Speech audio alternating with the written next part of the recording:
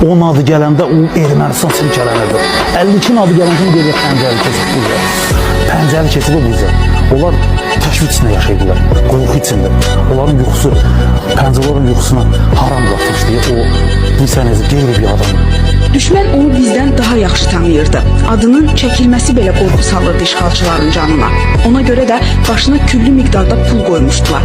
Xüsusi təyinatlı qüvvələrin hansı hərbçisinin yanında adını çəksəniz deyəcək ki, Pəncəli əfsanə adamdır. Qoca adlandırırdılar onu təcrübəsinə görə. Özü isə düşməndən hər an qisas almağa hazır aslan parçasıydı. Pəncəli hələ 2015-ci ilin iyununda Kəlbəcərdə xüsusi əməliyyat zamanı düşmən ordusuna məxsus bir neçə hərbi texnika, ağır artilleriya və 20-dən artıq hərbçinin olduğu avtomobili partladaraq məhv edib.